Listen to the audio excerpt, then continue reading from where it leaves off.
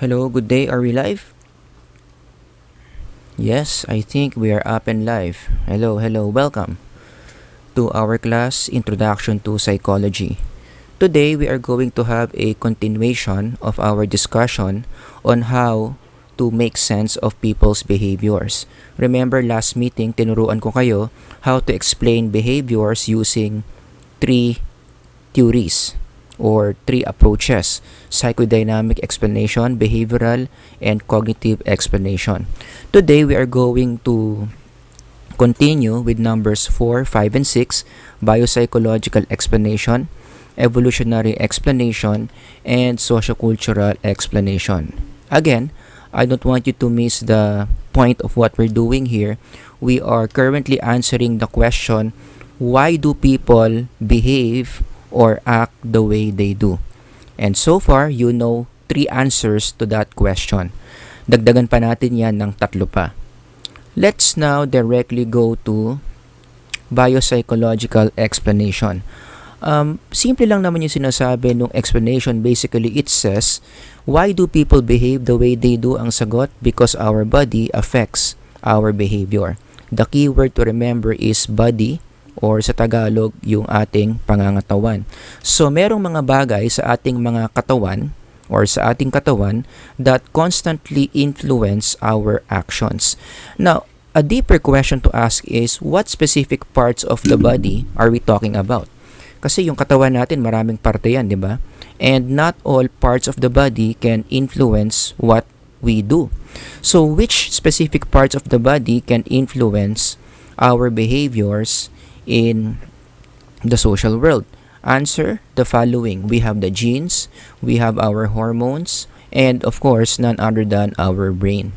So each of the body parts you can see here on the slide, they have the power to influence how we act in different situations. Bigyan ko kayo ng mga examples. Halimbawa, yung pagiging mainitin ng ulo, or in more psychological terms, we call this temper.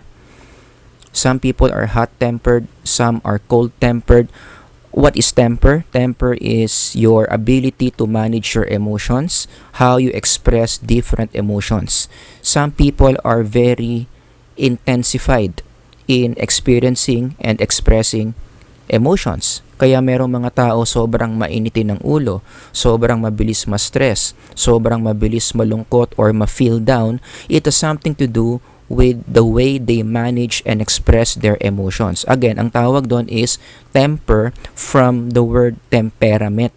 So yung temperament, studies show it is highly biological. It is inherited from the parents. So going back to my example, why are some people very hot-headed? Sa Tagalog, mainitin ng ulo. Konting galit lang, sumisigaw, nagmumura, o yung iba, explaining road rages, bakit namamaril ng mga kapwa motorista? Because their temper is very hot. Question, where did they get that? Definitely, they did not learn that, but they inherited that tendency to be hot-tempered. Because in psychology, totoo yan, no? Studies after studies have shown that having a hot-tempered is very genetics. Malaki ang kinalaman ng namana mo from your parents. That explains why you are hot-tempered. So if your dad is hot-tempered, your mom is hot-tempered, yung buong angkan nyo mainitin ng ulo, then most likely you will genetically inherit that being hot-tempered from your parents. So that's one example of how our genes, how our DNA can affect our social behaviors. Kaya alam nyo, meron talagang psychological wisdom behind the statements na, alam mo, mana ka sa tatay mo o mana ka sa nanay mo. Alam mo, yung pamilya na yan talagang mainitin ng ulo. Totoo yun eh. Meron talagang mga ganun. Patterns of behaviors that we genetically inherit. Another example of how our body can influence our actions, let's talk about females, female physiology. Ang mga babae, a week before their menstrual period, they experience PMS, also known as premenstrual syndrome. So yung mga girls na nakikinig sa akin ngayon, I'm sure, alam nyo ang PMS, di ba? This is a phase where your hormones are shooting up and some hormones are going down. Very unstable ang hormonal activities during this time. Again, this is a week before you actually have your period. Hindi stable yung mga hormones nyo dito. And as a result, the instability of hormones, merong epekto yan in the way you manage or feel emotions. Kaya karamihan ng mga girls na nagpi-PMS, if you notice, wala sila sa mood, mabilis sila mairita, mainitin ang ulo nila. Even in our culture, 'di ba, meron tayong ganyang observation or joke na kapag masungit yung girl, ang susunod na itatanong mo bakit, meron ka bang dalaw? 'Di ba? Yun doon nang galing yun, because hormonal instability inside the woman's body can cause certain emotional instability. So yung hormones natin, meron talagang epekto yan in the way we experience and express our emotions. Kaya nga nakita ko tong slide na to, no, meron din itong wisdom from what I'm saying. Ano raw ang mga typical experience ng isang girl na nagpi-PMS? Number 1, eat all of the food. Number 2, cry about it. Number 3, get mad at all of the people. Galit sa lahat, masungit. Number 4, cry about it. Number 5, repeat.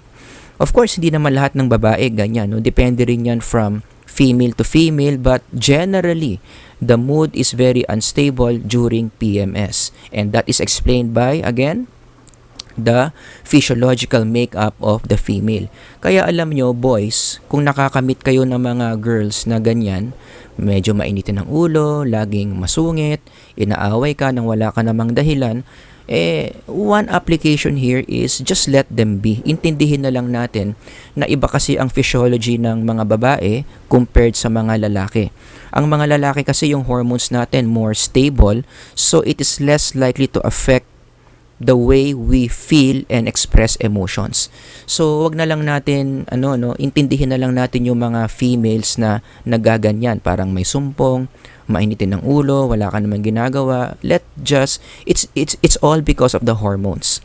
Okay, so don't conclude that you are a bad person o masama ring tao yung girl na kakilala mo. No, they're not bad. It's just that ganun lang talaga yung kanilang physiological functioning, and we have to understand this. Another example how physiological forces can affect our psychological functioning is when a person takes drugs. Kaya nga si President, 'di ba, galit na galit sa drugs. Meron din namang reason why. Kasi kapag you are intaking these illegal substances and these chemicals go to your brain, literally it will damage your brain. Totoo yan. Marami mga substances in those illegal drugs that can directly damage parts of the brain that can be translated to a number of undesirable behaviors. I think I discussed this in the psychodynamic explanation. Minsan napapaisip tayo, bakit may mga tao kaya nilang gawin yung kanilang nagawa? Right? We begin to ask, tao pa ba itong mga to? Why are they able to do those things that they did? Ang sagot, kasi yung utak nasira na because of drugs. Kaya hindi na tumatakbo ng maayos. They can no longer think straight. They are no longer in control of their emotions. So they end up being able to do these things. Yan. Grabe. Hindi mo iisipin na ito ay kayang gawin ng isang matinong tao. And definitely yung mga taong ganyan hindi na matino yan. Bakit? Because their brain is already damaged by the drugs that they have ingested into their body. Kaya yung lesson dito, please lang don't even think about taking illegal drugs. Okay? You will not only destroy your brain, you will also destroy your psyche, you will also destroy the people around you who loves you so much. Don't even think about it. Kahit nasabihin nyo na patry-try lang, no. Definitely no. It starts with the try. Ganun kasi ganun ang ating psyche, no. If it tries something small, it will crave for something more. So don't even think about this para hindi kayo malagay doon sa situation where you can no longer get out of that very evil vice. So given all these things that I'm saying about the biopsychological explanation, ang application lang dito is I hope you can see the link between the body and the mind. If you want to take good care of your mind, which is what we do in psychology, di ba? We help people how to take good care of their mind. One way to do that is to take good care of your body. Because in psychology, we really believe it is really accepted that there is a direct link between the body and the mind. Although our body is not our mind, magkaiba yon. The body is just the vehicle of our psyche or mind. It doesn't mean it does not affect our psyche. Merong mga nangyayari sa ating mga pangangatawan na merong direktang epekto sa ating pag-iisip. So take good care of your body. If you do that, you are also taking good care of your mind. So sana inaalagaan nyo yung mga katawan nyo, no? Eat healthy, sleep well, huwag kung ano-ano yung mga kinakain nyo, so on and so forth. The more na inaalagaan mo yung katawan mo, meron na rin contribution yan sa iyong psychological well-being. At alam nyo, totoo yan, no?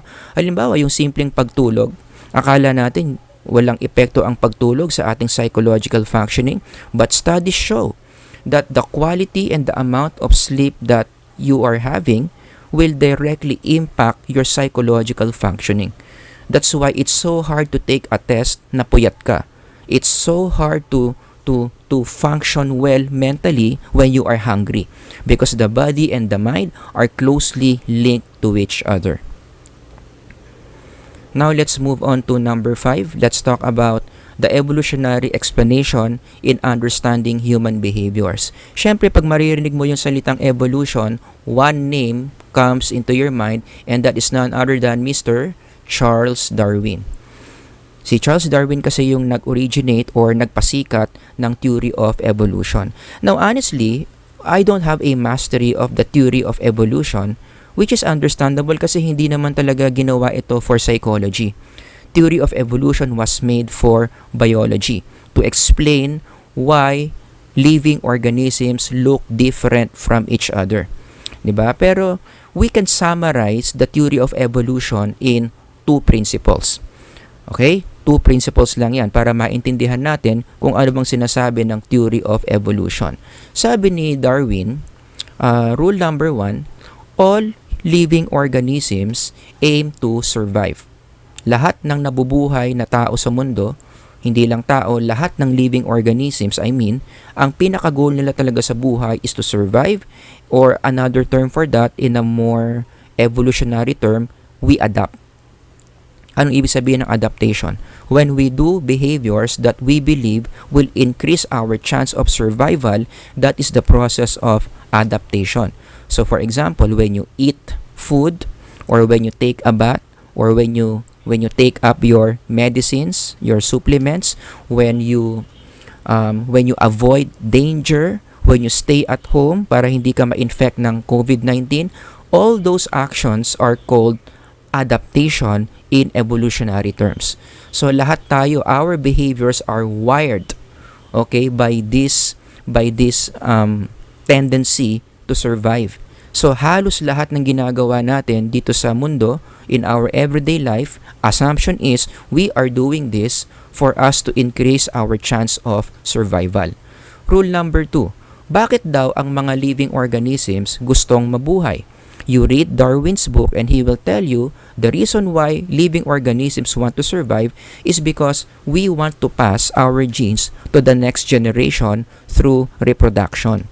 Or wag na natin pagandahin yung salitang reproduction in layman's terms, through having sex. That's the only way para maipasa natin yung ating genes to the next generation, and so we achieve, quote-unquote, a certain degree of immortality.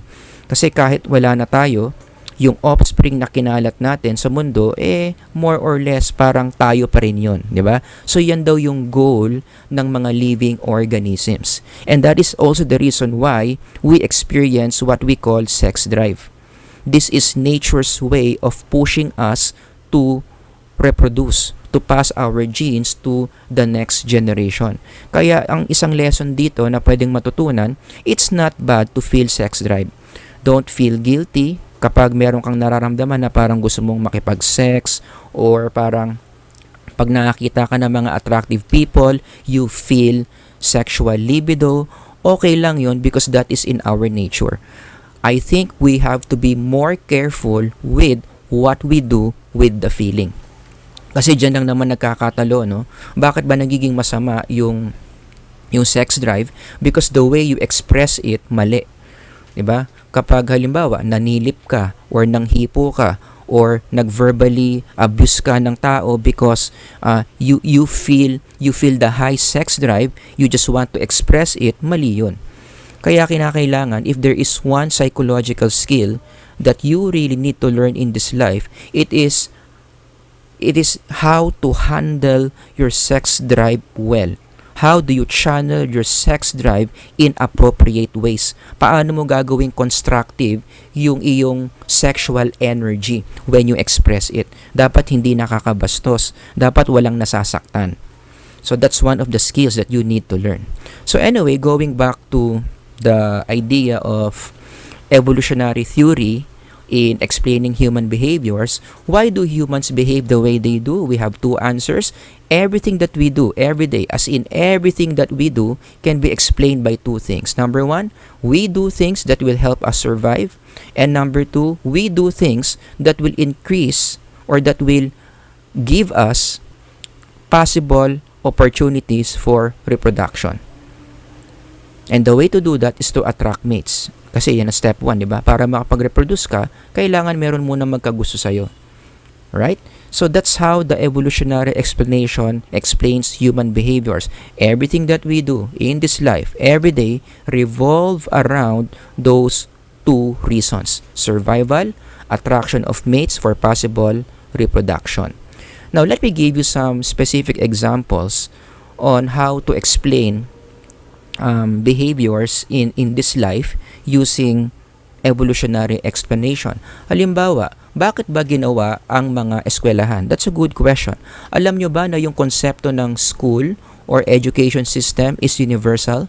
We differ in the way we run our education system in different cultures, pero universal yung ganong idea that there is an institution in every human society whose role is to equip its members with knowledge. Question: how do you explain that in the evolutionary explanation? Bakit inimbento yung konsepto ng eskwelahan? Because schools or educational institutions satisfy the two desires of human existence: survival and reproduction. Nasaan yung survival sa eskwelahan? Well, guess what? Sa eskwelahan, dito namin tinuturo yung mga skills na kinakailangan nyo para mabuhay in our everyday society. Right? We teach you how to count, we teach you how to read, we teach you how to write, we teach you how to run a business, we teach you basic laws of our society. All of these things you need para makapamuhay kayo ng maayos in our society. So educational institutions help people to survive by giving them competence and knowledge that enable survival. Nagigets nyo? Kaya ang mga educational institution na maintain siya. Hindi tayo humihinto sa pagsuporta ng mga eskwelahan. Right? Number 2, nasan yung reproduction? How do you think schools contribute to reproduction? Because schools are good settings to meet potential mates. In fact, kung pag-aaralan mo yung pattern of marriages, maraming mga couples ngayon, maraming mga pamilyadong tao ngayon, nag-meet sila in the school setting. Mom and dad, most of the time, met in a school setting. Siguro hindi parehong eskwelahan, pero maraming mga social events where people meet. A guy and a girl meet and then they marry each other. Bakit nangyari yon? Because of an event na may kinalaman sa eskwelahan. Yung iba siguro blockmates sila dati, yung iba orgmates, yung iba mag-classmates sila, or maybe pinakilala sila ng mga common friends nila from different schools. So school is a good setting to meet potential mates, to meet your potential husband and your potential wife. So given that example, di ba kitang-kita natin na ang educational institutions can give us those two evolutionary needs that we have. survival and reproduction. So ano ang prediction natin dito? Hindi talaga mawawala yung educational institutions eh. Hanggat nabibigay nila yung dalawang yan, we will find a way on how to continue the existence of these educational institutions. Another example, something universal in the world, and let's try to explain that using evolutionary explanation, yung hilig ng mga tao sa fashion. That's universal. Yung idea ng fashion, this is universal. All human societies, they have their own version of fashion. Siguro iba-iba lang ng suot, pero common naman ang idea ng fashion eh. Ano ba ang essence? Bakit ba gusto ng mga tao na maging fashionable? Well, let's not deny this because we want to look good. And one of the reasons why we want to look good is for us para maka-attract tayo ng potential mates. Para ma-accept tayo ng ibang tao. Kasi gano'n naman talaga ang rule, no? In the social world. People are more likely to accept you if there is something interesting about you. And one of those things that can be interesting about you is the way you dress. 'Di ba? Attractive ka kasi ang galing mong magsuot ng damit. Napaka-fashionable mo, so people would like to meet you, people would like to talk to you, people would like to spend time with you, which are all prerequisites for attracting potential mates. Kaya hindi nawawala yung fashion all over the world because again, fashion is able to satisfy that need for finding potential mates. Let's talk about specifically how females are dressed. Kung papansinin ninyo, in most societies, although not all societies, no, in most societies, yung mga nauuso na mga damit, especially for females, it emphasizes certain parts of the female body that is attractive in the eyes of males. Okay? Now, hindi lang ako ang nagsabi niya na actually this is the observation of those psychologists who are into the psychology of physical attraction. Yes, meron talagang mga ganong psychologist. Yung research area nila is about human attraction and that's what they observe. Na kung titignan mo raw yung mga damit na nag-uuso sa mga babae, these clothes are considered fashionable because these clothes emphasize certain parts of the female body that is very attractive for the males.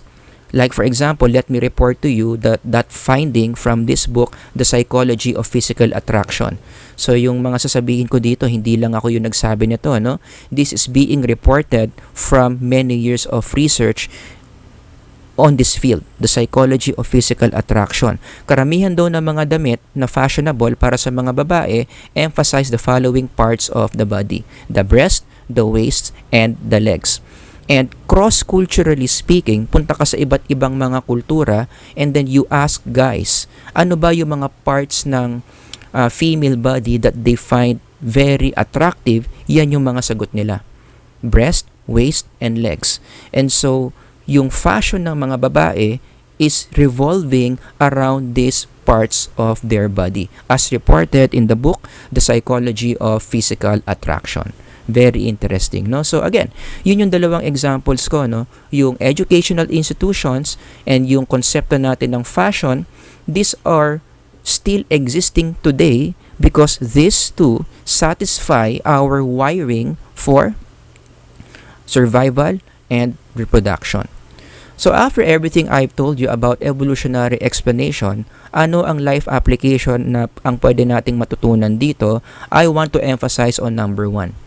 Evolution is all about survival, enhancing the self, equipping the self, right? Equipping the self para hindi tayo ma-extinct.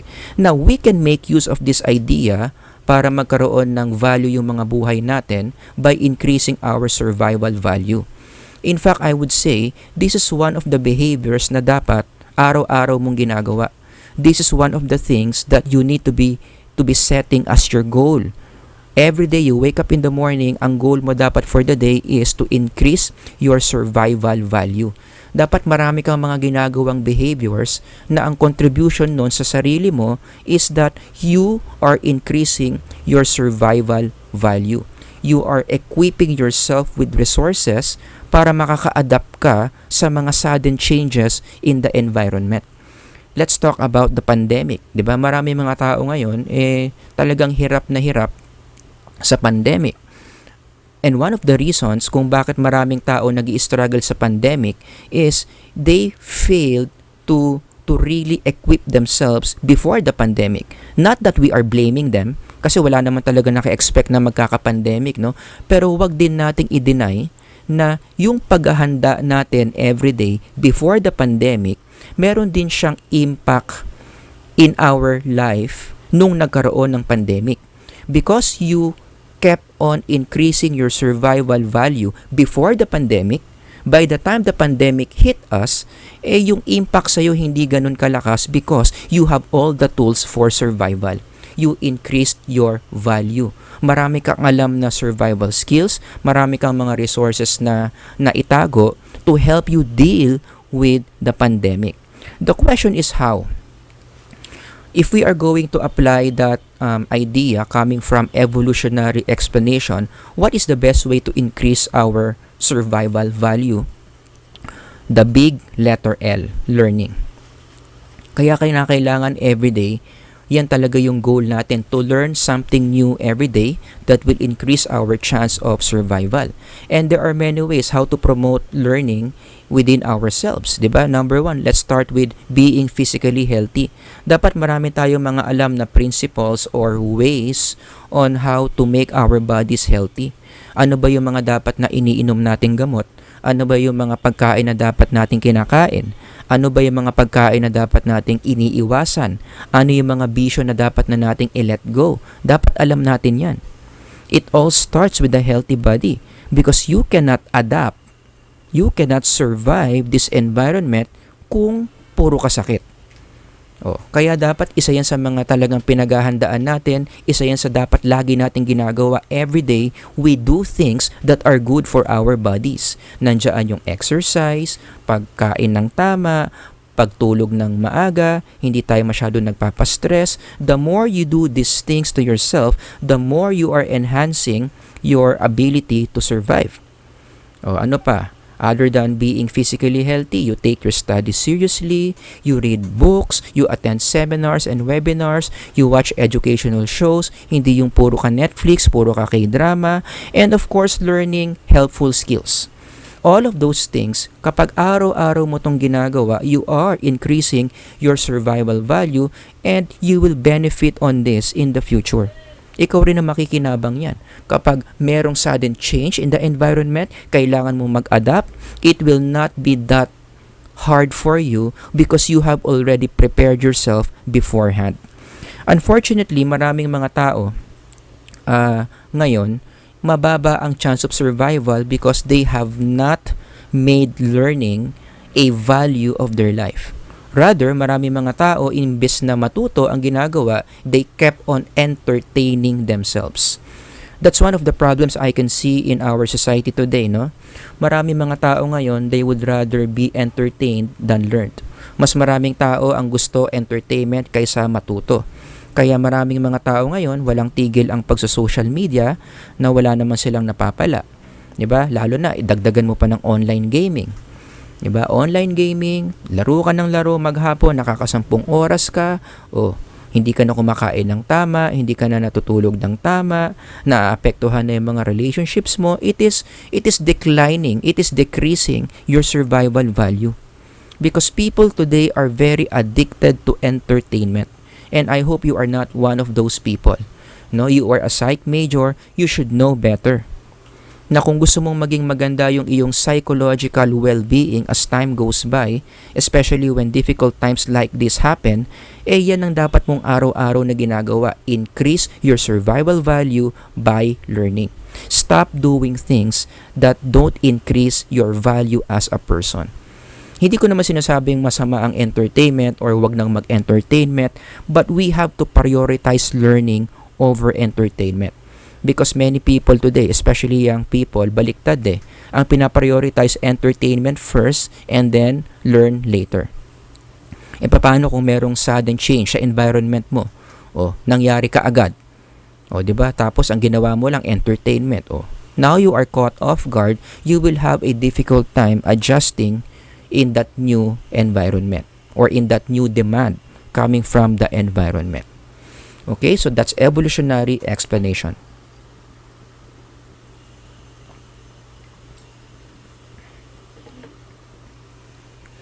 If you have any questions about the things that I'm saying, just don't hesitate to post a question in the comment section.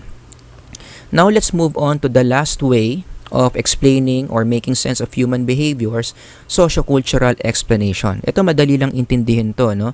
Why do people behave the way they do? There are two forces, according to this explanation, that constantly affect our behaviors every day.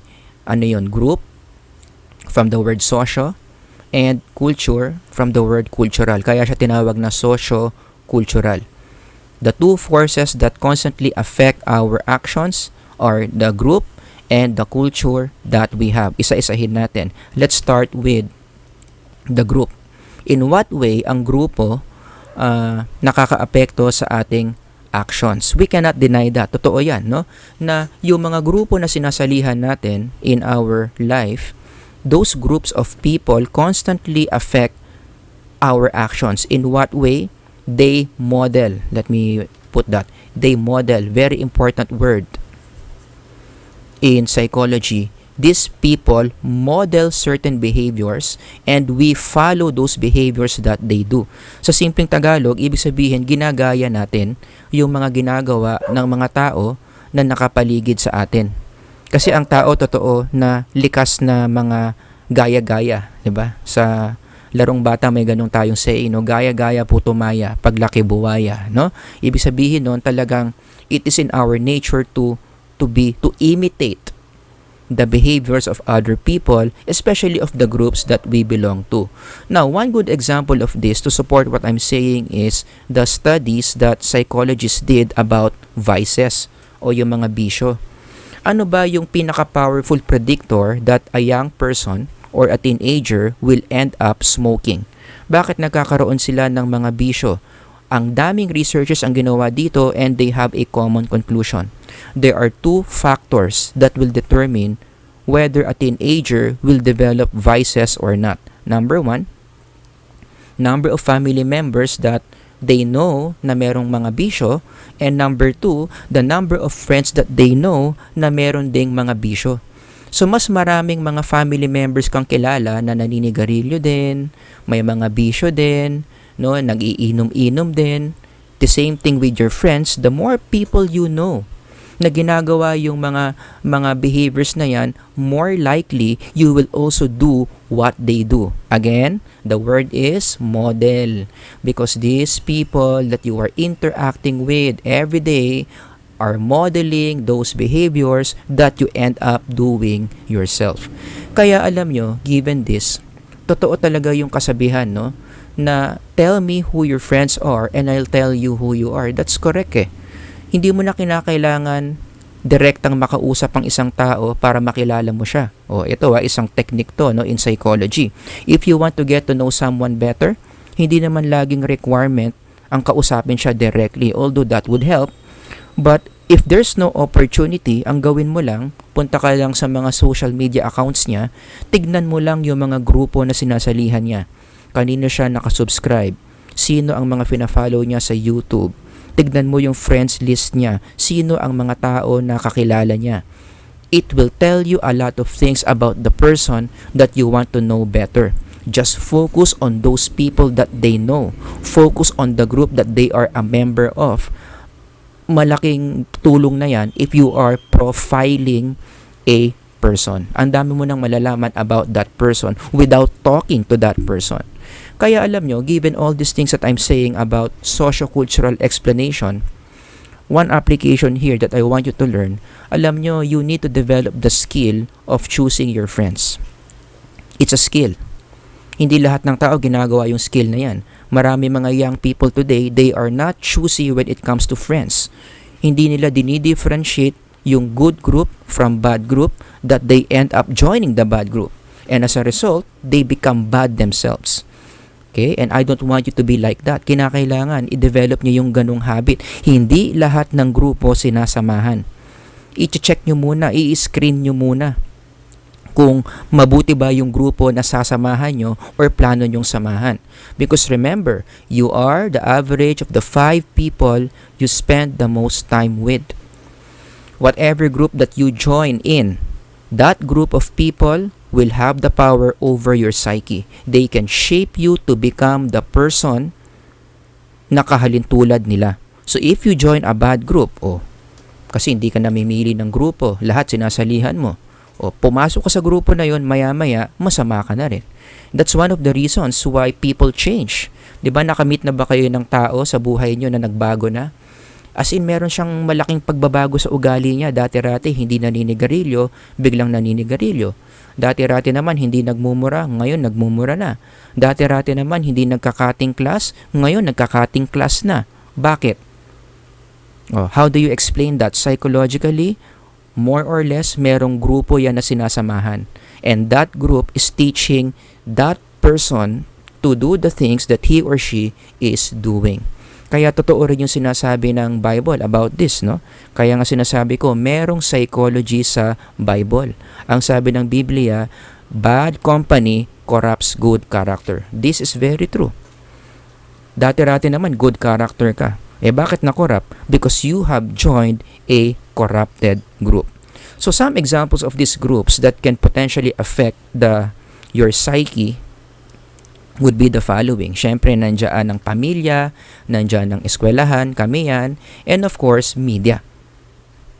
Media is a very powerful group that it can influence the quality of our mind, the quality of our psyche, and I want to emphasize on this. Kasi yung family and school, in general, magandang epekto niyan sa ating psyche, 'di ba?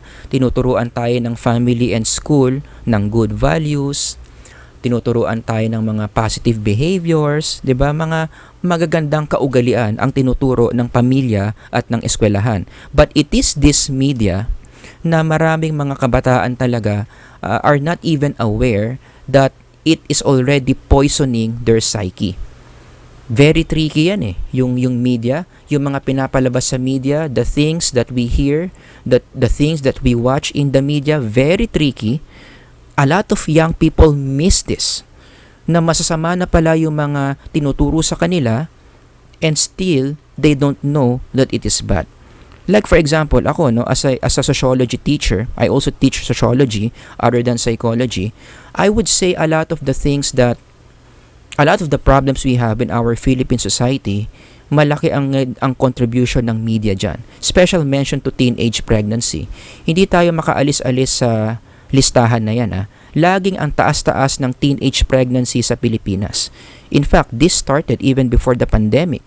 Even the World Health Organization is already alarmed with the very fast increase of teenage pregnancy in our country. Isa pa yung problema natin sa HIV infection. Natataranta rin ang World Health Organization, even our senators, no? Kung bakit ang bilis-bilis ng pagtaas ng ating HIV infections in the Philippines. So again, as a psychologist, ano ang mga reasons kung bakit nangyayari yung mga ganyang statistics? Mataas ang teenage pregnancy, mataas ang HIV infection. What kinds of groups are shaping these behaviors? Malamang sa malamang meron yan. Merong mga grupo in our society, in the midst of our society, promoting behaviors that ends up with these statistics. Kaya dumadami ang nagbubuntis ng maaga, kaya dumadami ang HIV infection. Merong mga grupo in our society na nagsishape, nagpo-promote ng mga behaviors na ganyan ang ending. At dito na nga yung sinasabi ko, I think malaking epekto talaga, malaking contribution yung media. Maraming mga grupo ng mga tao, media personalities, sila ang may pakana, sila ang may mga ginagawa that may explain why these things are happening. Mag-ano na lang tayo, na mag-focus tayo sa mga bagay that we watch, that young people watch today. Ano ba yung mga pinopromote ng media na dapat nating panoorin? Tignan mo na lang yung mga slides na yan. Diba? Imaginein mo, young people are watching these people every day. They are internalizing the behaviors of that group. Ginagaya ng mga kabataan yung way of dressing, way of talking, even how these people view sex. Diba? Yung mga DJ na yan, yung mga artista na yan, ginagaya yan ng mga kabataan, no? Nakaka-identify sila with these people. And so as a result, once young people are able to internalize the values na tinuturo ng mga taong ito, babalik tayo doon sa slide, ita-translate yan ng mga young people into certain behaviors, kaya mataas ang HIV infection, kaya mataas ang teenage pregnancy. Special mention to Netflix kasi patok na patok sa mga Pilipino ang Netflix. Alam nyo ba ang daming mga palabas sa Netflix? Walang censorship. Everyone na merong Wi-Fi connection, may sariling cellphone, merong sariling kwarto, young people can watch these quote-unquote movies na hindi mo malaman kung talagang movies ba ito or soft porn. So you can only imagine the way these movies will shape the minds of the young people. How will our young people look at sex? How will young people look at marriage? How will young people see the opposite sex? Grabe. Ang daming mga points of view in these movies, very unhealthy for a young mind. Hindi na healthy yung pananaw ng mga kabataan ngayon about sex, about marriage, about interpersonal relationships because it has been corrupted by these kinds of shows that the media is promoting. Now let's move on to the second force na nakakaapekto daw sa ating psyche according to the socio-cultural perspective, the culture. So culture explains a lot of the behaviors that we do every day. Bakit ka nanonood ng TV? Bakit ka mahilig magbasa? Or bakit ka mahilig magmura? Or bakit ka kumakain ng sisig? Bakit ka hindi kumakain ng gulay? Malaki ang kinalaman dyan ng kultura. Ano bang ibig sabihin ng culture? This is an anthropological word, no? Hindi ito psychological, pero we can borrow from anthropology, habits, traditions, and behaviors of people and groups in an organization. So ito pala yung mga habits, mga bagay na iniisip natin, mga bagay na ginagawa natin as a group. Yan yung ibig sabihin ng culture. Iba yun sa nations, ha? Yung nations, nation refers to the physical territory of a country. So each nation may have a specific culture. So the Filipino nation has a Filipino culture. The American nation has an American culture, so on and so forth. Pero ang focus natin dito is on the idea of culture, no? Kultura. Malaki ang epekto nito in the way we behave in the social world. Let me give you some examples. Halimbawa, yung panliligaw, 'di ba? Behavioral pattern yung panliligaw eh. Alam nyo ba na ang panliligaw, although that's universal, different societies have their different ways on how to court a potential mate. Universal yan, pero iba-iba sila ng paraan. And that is where culture enters. Why is it to court someone the Filipino way is different from courting someone the American way? Because we differ in our culture. Like for example, in America, mas mabilis ang pacing ng pagliligawan eh. 'Di ba, nagkatitigan yung guy at yung girl sa isang restaurant, and then maghihingian ng number, and then the next day they go dating, so on and so forth. Mabilis. Pero sa Filipino culture, matagal ang pacing ng courtship. In the traditional Filipino culture, 'di ba, ang unang gagawin ng lalaki kapag gusto niyang ligawan yung babae is to approach the parents of the girl to ask permission that he will be courting the girl. And then he will be offering his services to the family. He will be bringing gifts to the girl in their house. Take note ha, in their house. Ang ligawan noon, traditionally, nangyayari sa bahay ng babae. Pero ngayon, no, ang ligawan kahit saan na pwede. Nangyayari sa Jollibee, nangyayari sa SM, nangyayari sa kotse, nangyayari sa park. But traditionally speaking, Filipino courtship, it's not like that. Ang panliligaw laging nandoon sa bahay ng babae in the presence of her family. Again, what explains these differences in the way we court potential mates? Cultural differences. Pero ito ha, class, makinig kayo dito. This is very important. Take this down in your notebook. Alam nyo, when we talk about culture, dapat talaga matanggapin natin yung idea that culture is not always neutral. Let me repeat that. Culture is not always neutral. Merong mga kultura na mga mabubuti at merong mga kultura na masasama. And remember, the kind of culture that you internalize, yung pinapapasok mo sa iyong psyche, yung pinapapasok mo sa iyong mind, merong epekto yan in your everyday behaviors. It will affect the way you think. It will affect how you treat other people. It will affect how you spend your money. It will affect how you treat your body. Almost everything can be influenced by culture. Kaya, ang application dito dapat maging maingat tayo sa kung anong klaseng kultura ang ina-absorb natin. Let's be careful. Let's screen the kinds of culture that we are letting ourselves absorb. And let me repeat, let me emphasize, culture is not always neutral. Huwag nyo sasabihin na lahat naman ng kultura neutral yan eh. Irespeto natin yung individual differences. No, that's not correct. Merong mga kultura na talagang mabubuting kultura that we can choose to internalize at meron ding mga kultura na masasama that we need to avoid, or in case we already internalize this, we need to let go. Kailangan nating isuka from our psychological system because it is not doing good things in our lives. Let me give you some examples. Ano ba yung mga kultura na mga mabubuti, or I call this healthy culture? The Bible is very specific on this. The Bible is so good describing the positive culture na dapat talaga nating ini-internalize. Let me read to you a passage from the Bible na sa tingin ko talagang it promotes a healthy culture. And I hope this is the kind of culture that you would like to internalize into your psychological system. Nakasulat yan in Romans chapter 12, verse 19 or verse 9 to 21. Love must be sincere, hate what is evil, cling to what is good. Be devoted to one another in love. Honor one another above yourselves. Never be lacking in zeal, but keep your spiritual fervor serving the Lord. Be joyful in hope, patient in affliction, faithful in prayer. Share with the Lord's people who are in need. Practice hospitality.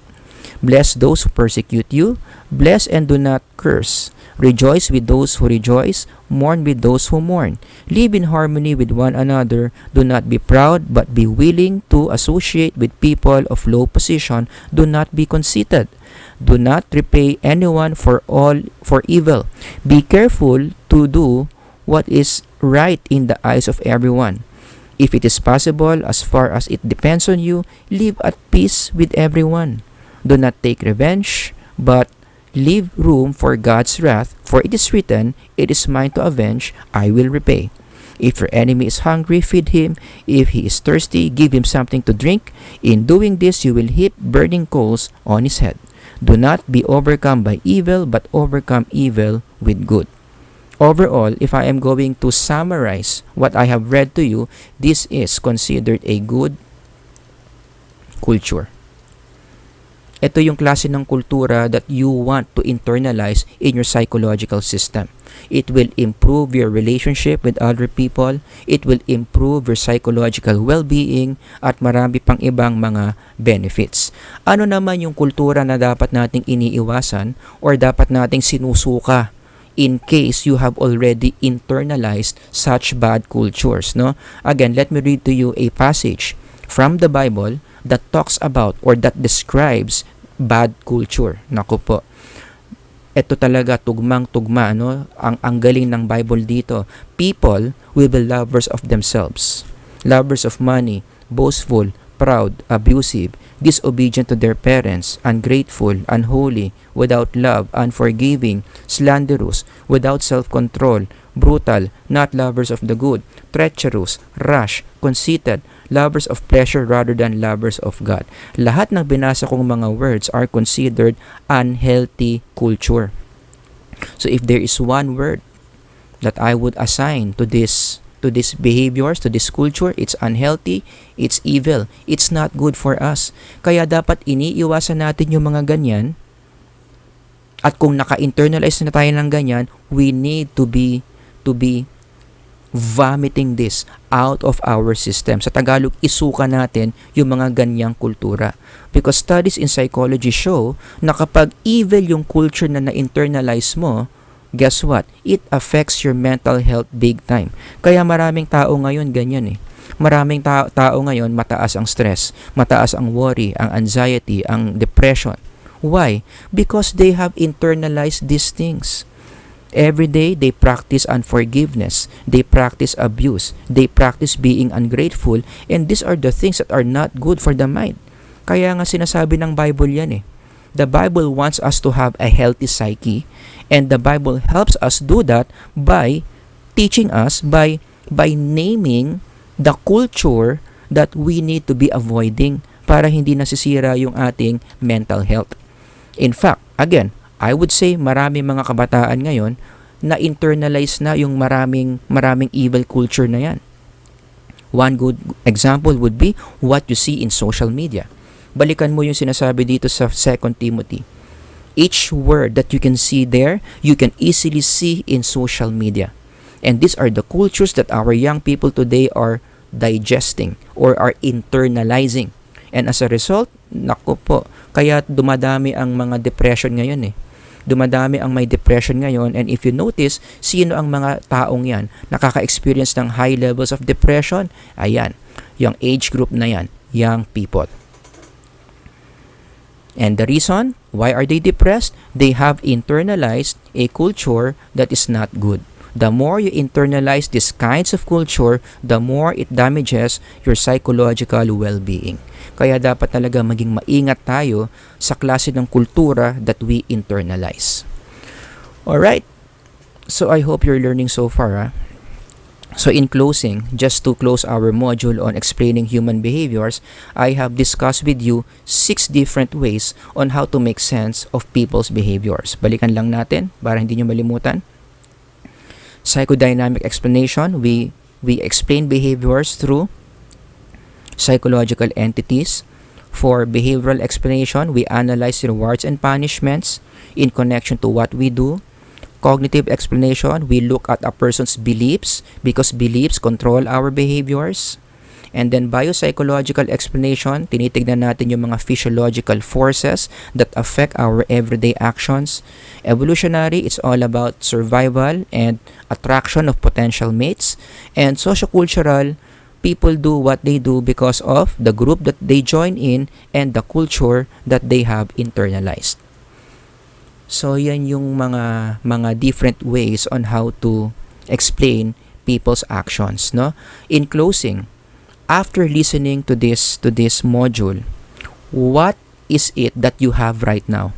Before we leave this module, I have given you the skill to make sense of people's behaviors.